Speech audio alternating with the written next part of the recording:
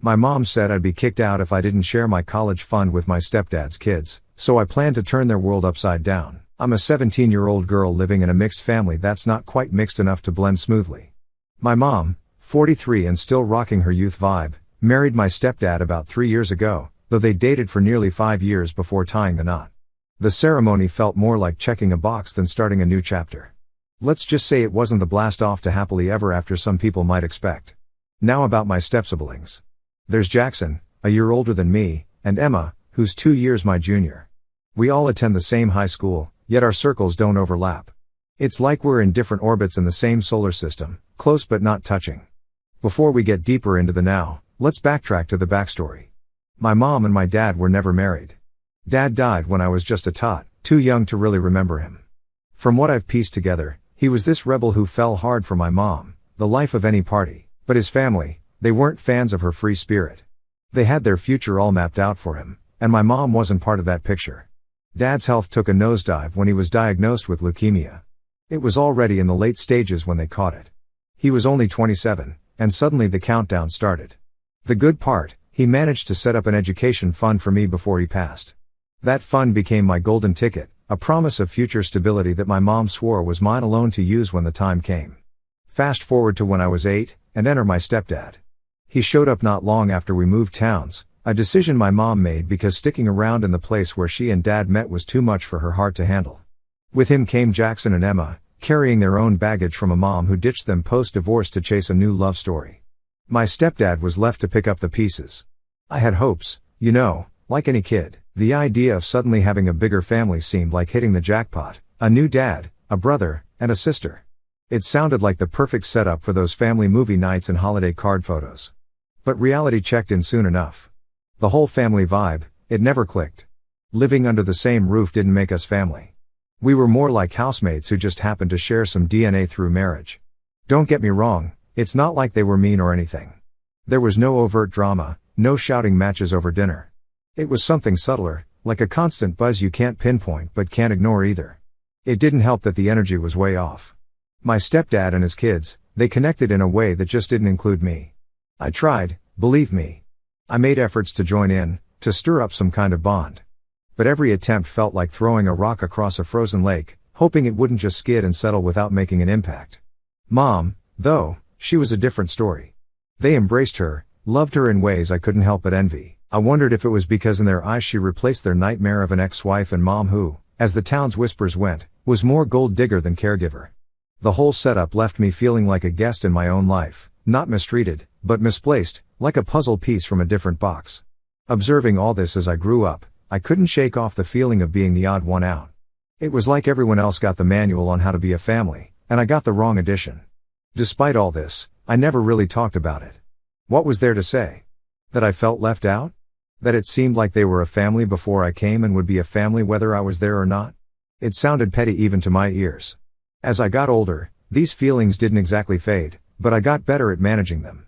I figured maybe it was all in my head, maybe I was just the introspective type making mountains out of molehills. But deep down, I knew I was missing something vital, a connection, a sense of belonging. My room became my sanctuary. It was the one place where I could drown out that buzz, that constant reminder that I was an add-on to an already established group. And as high school rolled on, I threw myself into studies, into plans for college. That fund my dad left, it became more than just money. It became my ticket out, my hope for a fresh start where I could define family on my own terms. Things went on like this until one evening, just a regular Tuesday, when my mom decided to drop a bomb. No, not the dramatic kind, just a heavy one. We were clearing up after dinner, the hum of the dishwasher blending with my thoughts, when she said we needed to talk. She had that tone, the one that meant something big was stirring, something that could shake up my carefully laid plans. She started off with how proud she was of me, looking to graduate soon, how I'd grown into someone she admired. Compliments that under any other circumstance would have warmed me, but that night they felt like a lead-in to something tougher. And I was right. She told me that my stepfather hadn't been able to save money for his kids to go to college, so she needed me to help my family out. I let my step-siblings use the money from my college fund as well. Jackson had taken a gap year and was about to start college at the same time as me, so that's what the conversation was really about. Legally, my mother couldn't control the funds because in his will, my father had clearly stated that only I would be able to control where I spent my money after I turned 18. And if I'm being honest, I didn't want to share the money with my step-siblings. For starters, I didn't consider them family, and I'm sure that neither did they. And secondly, even if I didn't end up using the entire amount that my father had kept for me, I would still like to use it for myself. That kind of money could really help me get a head start and be useful to me when I get my own apartment and stuff, until I started earning, when he was going to help me out. I had already saved a lot since I went to public school instead of private, and my mother didn't have to spend any money on my education so far. I was also a really good student, so I was hoping to get a scholarship in whichever college I decided to apply and enroll in. Money had never been a matter of concern for me, but now that I was getting older and I was about to turn 18 in a few months, I was starting to think about saving and earning. So giving away money from my funds to my step-siblings didn't sound like a great idea. So I told my mother that I wouldn't be sharing those funds with them because I didn't think that it was necessary. If Jackson really wanted to go to college, he could just do what millions of kids do anyway and get a student loan. My mother was not pleased with my answer, and she said I was being selfish. But I didn't even disagree. I was indeed being selfish, and I didn't see anything wrong with it. So instead of arguing with her, I just told her that I was being selfish and it was completely fine because I didn't consider my step-siblings family. That's when my mother started screaming at me because apparently she believed that what I had said was no less than a criminal offense. It took me a few seconds to even process the fact that she was losing her mind simply because I had spoken the truth and told her that I didn't think of my step-siblings as family. The double standards were crazy because on one hand, the family had been treating me like an outsider for the past 8 years, and she had never seemed to notice it. Well, maybe she didn't notice it, and she just didn't care. But when it came to me, I had to consider them family and treat them as such for absolutely no reason. I tried to speak to her calmly and without screaming in her face, but there was no point because she was already going off on me and calling me ungrateful and whatnot. So I waited for her to finish yelling at me, and then I told her that she could scream at me all she wanted, but I wasn't going to change my mind. The only thing that screaming at me was going to accomplish was it was only going to alienate me even more and make me feel even less inclined to help them out in any capacity. My mother calmed down a little after I said that, and I thought that we were finally going to have a rational discussion afterwards, and I would finally be able to voice out my feelings. But that was foolish of me. I had forgotten that in that household, my feelings absolutely didn't matter, and all that mattered was if my mother, my stepfather, and my step-siblings were happy. My happiness was not very important to any of them. So after my mother calmed down, she told me that I had a week to make up my mind, but after that she would be forced to kick me out of the house. I thought she was joking because it was simply ridiculous, but she told me that she wasn't. And since my birthday was coming up in less than a month, she would soon not even be legally obliged to let me live with them because I wouldn't be a minor anymore. So I would be out of the house, and I would be completely on my own if I didn't agree to share the college fund that my father had specifically just for me with my step-siblings. I could hardly even believe that my own mother would say such a thing and put me in such a difficult position just for the sake of my step-siblings when I was supposed to be her own flesh and blood. She told me to tread carefully and think this over because this decision could cost me everything. And then she left the room while I sat there and tried to process what she just said. It was incredibly insulting for me to be treated that way by my own mother, and that day I made up my mind that I was going to get out of this house no matter what the cost. So I started talking to my friends and then told them that I needed help to find an apartment of my own because I was planning to move out for my 18th birthday. I told them everything that my mother had said and explained the urgency of the situation to them. I knew that once I turned 18, I would get all the money, and then I would be able to control where I spent it. Yes, I would have to stick to a budget and choose my degree in college very carefully, but it was worth it because that meant that at least now I would be able to move out and live on my own instead of putting up with my family or rather forcing them to tolerate me. Because after that conversation with my mother, it was clearer than ever that I was not welcome in that house at all, and I really was an afterthought. All these years I had not been overthinking anything. In fact, I might have even been underthinking things because I really hadn't ever seen this coming. A couple of days passed, and a friend of mine told me that she had been able to speak to a cousin who was also applying to the same colleges that I was because we had an interest in the same field. She was planning to live in an apartment because she wanted to be independent from the beginning, and my friend had suggested that I get in touch with her. So if we ended up going to the same college, we could rent out an apartment together and live there. I felt that it was a great idea and got in touch with my friend's cousin almost immediately. We worked out everything, and I told her about my situation as well, and she seemed to be very empathetic. I could tell that she was a nice person, and I would get along with her. So that part was all sorted out, and the only thing I had to worry about was where I would live until college started since there were quite a few months to go before that. But it turned out to be pretty easy for me to figure that one out because my friends told me that I could take to living with them until college finally started. It was a messy and risky plan, but I was willing to go through with it because anything would be better than living with my mother and these people. Because the way that I was being treated after that fight with my mom was horrible. And I don't mean horrible in the sense that they were speaking to me badly or torturing me or whatever, but what they were doing was far more humiliating. They had all ganged up on me and were acting like I was the single most disgusting creature to ever exist.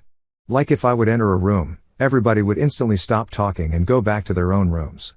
They would give me the side eye all the time and refuse to even speak to me like I had done something wrong. It was humiliating, and I felt like running away because it just felt so bad. It took me a while to arrange something for myself, but I made up my mind that as soon as my friends were ready to take me in, I would leave this place. So the day that my mother spoke to me again to ask me if I had changed my mind or not, I decided to tell her the truth and then leave. I told her that I had not changed my mind as a matter of fact, and that I would actually be leaving this place.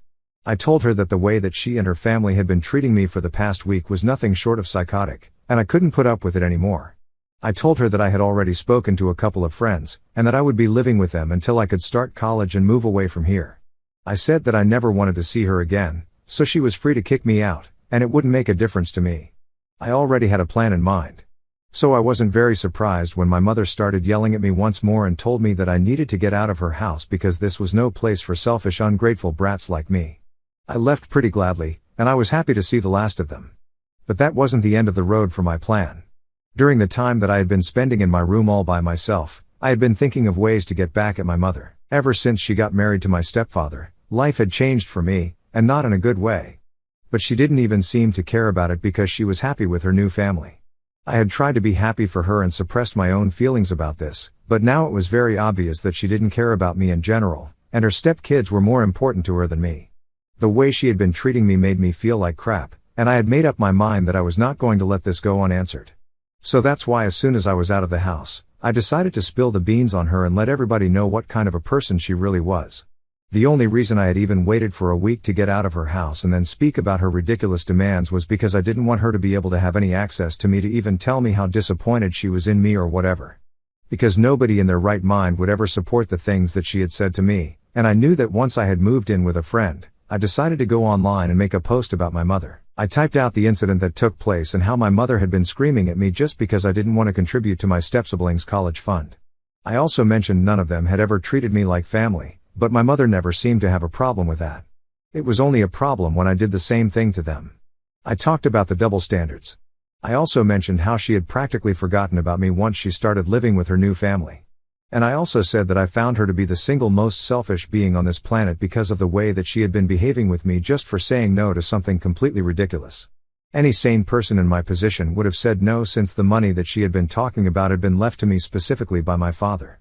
It was not for anybody else to use, and I didn't think it was fair to demand that I share it with people who never made me feel like a part of their family. I might have even considered it if my stepsiblings had been nice to me at any point, but that was not the case here. I was really frustrated, and I let out all my frustration in that one post. I knew that this negatively impacted my mother since I had a lot of people who followed me, including my father's friends and their kids. But at the time, I just didn't care, and I wanted to get back at her. Truth be told, she had been my only source of support and happiness throughout my life because I had only one parent to count on, and my grandparents weren't really in touch with me. She had been my first and most important friend. So when she chose my stepsiblings over me, it felt like a huge betrayal. I was really hurt, and I just wanted to get it all out of my system without caring about the consequences. So I made that post, and exactly what I had expected would happen is what happened. I received several messages from my mother saying that I had ruined her life because everyone had seen that post, and it had been shared numerous times. My mother was pretty popular among her circle of friends. There was no big surprise that people were just looking for an excuse to gossip about her, and I had played right into their hands. She had tried to call me several times, but I didn't answer any calls, and neither did I respond to any texts. I was just miserable, and I had hoped that making that post would make me feel less upset. But the messages that my mother sent me after that only made me feel worse about my decision. I could tell through her texts that she was really torn up about this. She said things like she never expected me to do something like this, that she had believed that she had raised me to be kind and compassionate, but I was the opposite of both those things. And she couldn't even believe that I was her daughter anymore. And then she pulled out the big guns and told me that had my father been alive today to witness this vindictive and malicious side of me, he would be terribly disappointed and wouldn't even want to be related to me. That really got me, and I felt like I was doing something horrible. I started rethinking everything, and that's what brought me here eventually. At this point, I don't even know if it was right of me to not want to share my funds with my step-siblings. I don't know if I should make things right with my mother and the others because I don't even know if I can face them anymore after what I did. But also, this might be a very clever way of trying to manipulate me, and if it is, it's definitely working. That's why I need you guys to help me, because now that everybody has the facts, I can finally come to a conclusion. So am I the a-hole for refusing to share my college fund with my step-siblings and then making a post against my mother? I guess I needed that to see things for what they truly are. I was about to give my mother a chance again just because I wanted to see the good in her, and I wanted to believe that she wasn't a bad person. But what kind of mother says and does the things that she did? She's just not a good person, and it's time that I accepted it instead of trying to fight it. So I blocked her to make sure that she couldn't reach out to me again. I knew that if she texted me again, it would only be to manipulate me or to get that post down. I don't want to take that post down. I want it to stay up at least until she apologizes to me. She knows where I am because my friend's mother told her that I was living with them, so she knows where to reach me. And in spite of knowing, if she doesn't reach out to me, I'll take it as a sign that neither does she care about me, and that she cares more about her own reputation. So it's been 2 weeks since I've been living with my friend and have moved out from my stepfather's house. After that post, I had absolutely zero contact with everyone from my family. I did go to school a couple of days, and I ran into Emma a few times, but she just shot me a really nasty look and pretended like I wasn't even there. Not surprising considering the fact that they are pretty much experts in pretending that I don't exist. They have been doing it for the past 8 years. They must have found it easier now. Anyway, my mother finally came to visit me last evening. She arrived here with a black plastic bag that people generally use for trash and dumped it in the living room, saying that it had all my leftover stuff in it. Basically everything that I hadn't been able to pack into my duffel bag when I was leaving my house. It felt a little insulting that she had used a trash bag to pack my stuff, and it was way more insulting when she dumped it all on the floor of the living room, leaving me to gather it. My friend and her parents who saw this all unfold were scandalized. They did not appreciate my mother's behavior one bit and actually took it upon themselves to argue with her about it. They told her that considering the fact that I was her only daughter, she should have more compassion for me instead of treating me so cruelly. They really scolded her, but she didn't take it kindly. She told them that they had no right to speak about her parenting techniques when they were the ones harboring a delinquent like me. I almost burst out laughing when she said that because I was far from a delinquent. I was literally a scholar student, and she had known that. I almost mentioned it myself, but I didn't have to thanks to my friend who stood up for me. She told my mother off and said that she was grateful that her parents were nothing like my mother and had a heart. It turned into a bit of a catfight after which my mother got really huffy and left. I was really thankful for my friend and her parents. I don't think it was really necessary for them to stand up for me, but they did, and I couldn't be happier about it. This is probably the first time in my life that I had somebody to fight for me on my behalf, and it was just really touching. But anyway, I don't think my mother will be coming back anytime soon because after the welcome that she received yesterday, I wouldn't dare show up around here again. And I really hope that she doesn't show up because I'm just sick of the drama now. I want to move on with my life and start a new chapter, but I can't do that if she keeps showing up again and again. So I pray and I hope that this is the last time that I have come across her. I was applying to colleges and trying to get into a good one with the scholarship. I had been grinding really hard, and it all paid off. I'm in my first choice of school now, and yes, I'm sticking to the plan that I had come up with a couple of months ago. My friend's cousin who was applying to the same colleges also got in here, and we are going to rent an apartment and live together. She's a really sweet girl, and the fact that she is my friend's cousin is just a cherry on the top because this way I get to keep in touch with everyone. The last couple of months have been very difficult for me emotionally, but my friends helped me get through it all, and I can't tell you guys how thankful I am to have such people in my life. I know a lot of people who have terrible parents and families rely on their friends for emotional support, but I have tried to avoid that so far. However, now that I know how far my friends are willing to go for me, I feel like they are my family. I'm always going to be grateful for everything that people have done for me. Seriously, I don't think I could have made it this far without everybody's help, and that includes the people here who reached out to me through messages and said such supportive things to help me through. This is just really strange and funny how my own mother hasn't even bothered to text me even once after I moved out. She didn't even care that I had unblocked her, and she could actually talk to me. That's how little I mean to her, but you guys and my friends told me to have faith in myself because I could do it. It's really cute how little strangers on the internet did more for me than my mother did. But anyway, that's all in the past now. I'm looking forward to having a fresh start here, and I'm really excited for what the future holds. Life has a way of throwing unexpected stuff at you, I guess. I thought I was done with all the drama from my family after moving out and starting college, but it looks like I was wrong. Things have gotten way more complicated than I ever expected, and honestly, I'm just exhausted. So a few weeks ago, out of nowhere, I got a message from my stepdad. Yeah, the same stepdad who barely acknowledged my existence when I was living with them. He sent this long rambling text about how he was sorry for how things had gone down and how he wanted to meet up to talk. At first, I didn't know what to think. Why was he suddenly reaching out now after all this time? Part of me wanted to ignore him, but another part of me was curious. Maybe he had something important to say. So I figured, why not? I agreed to meet him at a cafe near my campus. When I got there, the whole situation felt awkward. He was sitting there looking nervous, and I could tell this wasn't going to be a normal conversation. After some small talk, he finally got to the point. He told me that he had no idea my mom was going to kick me out over the college fund. He said she'd made the decision without even consulting him, and when she told him afterward, they had a massive fight. He looked genuinely upset as he told me this, saying that things had been really tense at home since I left. Apparently, my mom has been putting a lot of pressure on him to contribute more financially, even though he's still trying to recover from the financial mess his ex-wife left him in. He confessed that he's been questioning their entire relationship ever since I moved out, and that he's even considering getting a divorce. That was a lot to take in. I never really thought much about their marriage, but hearing that it's on the rocks because of what happened to me was kind of surreal. I didn't really know how to respond. Part of me felt bad for him because it sounded like he was genuinely struggling, but another part of me was just kind of numb. I told him that while I appreciated the apology, it didn't change the fact that my mom had treated me like crap.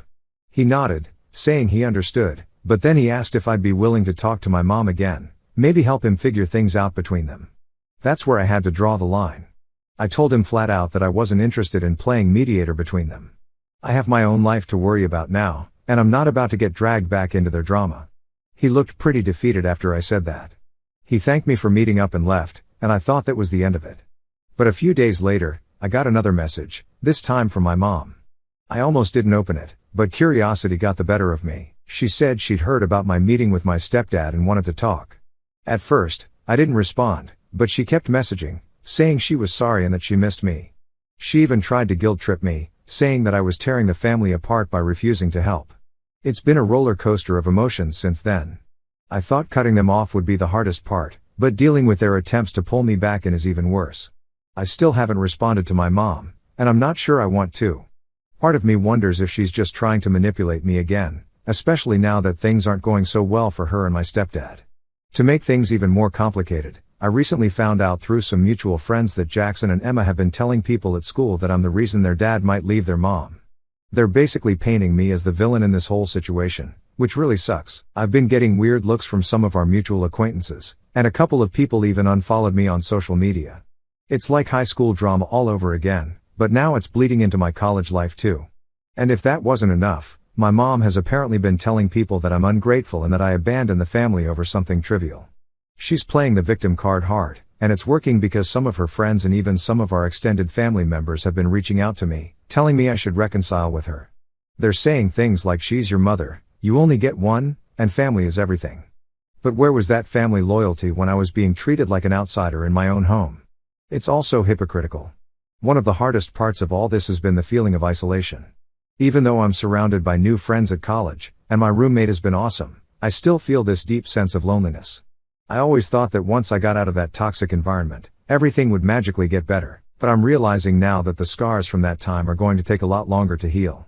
I've been seeing a therapist on campus to help me work through all of this, which has been really helpful. She's helping me see that it's okay to set boundaries with my family and that I don't owe them anything just because we're related. That's been a tough pill to swallow because I was raised to believe that family always comes first no matter what. But at the same time, I can't keep sacrificing my own well-being for people who don't really care about me. Meanwhile, things with my mom and stepdad are apparently getting worse.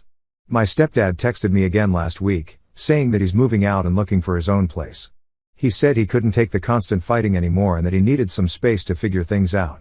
He asked if I wanted to stay in touch, but I told him I wasn't sure. I'm still processing everything, and I don't want to get too involved in their problems. It's weird because for so long I didn't really consider him part of my family. But now that he's reaching out to me, I'm starting to see that maybe he's not as bad as I thought. But I'm still wary of getting too close. To add to the chaos, my mom showed up at my campus last weekend. I wasn't expecting it at all. She texted me saying she was in town and wanted to see me. I didn't respond, but somehow she found out where I was living. She showed up at my dorm, and my roommate let her in because she thought it was just a regular visit from a parent. When I walked into the room and saw her sitting on my bed, I nearly lost it. She started off acting all sweet, saying she missed me and wanted to talk things through. But as soon as I told her I wasn't interested, she flipped. She started yelling, saying I was being selfish and ungrateful, that I was ruining the family. She even tried to bring up my dad again, saying he'd be ashamed of how I was acting. I couldn't believe she was using my dad to guilt trip me. I told her to leave, but she wouldn't. She just kept going on and on about how I was tearing the family apart. My roommate eventually stepped in and told her she needed to go, which only made things worse. My mom started yelling at her too, saying she had no right to get involved in our family matters. It got so bad that campus security had to be called to escort her out. It was beyond embarrassing, and now my roommate knows way more about my family drama than I ever wanted her to. Since then, I've been trying to lay low. I haven't heard from my mom since that day, but I'm sure it's only a matter of time before she tries to contact me again. I'm honestly at my breaking point with all of this. I just want to move on with my life and focus on my future, but it feels like every time I try, something else pulls me back into the mess I left behind. I know I need to keep my distance and focus on myself, but it's so hard when the people who are supposed to care about you are the ones causing all the pain. I'm trying to stay strong and remember that I deserve better than how they've treated me, but some days it's tough to keep that perspective. Anyway, thanks for sticking with me through all of this. Writing it all out helps a little, even if it doesn't fix anything. I don't know what the future holds, but I'm just going to keep putting one foot in front of the other and hope that things eventually get better. If anything else happens, I'll keep you guys updated, but for now, I'm just trying to survive each day as it comes.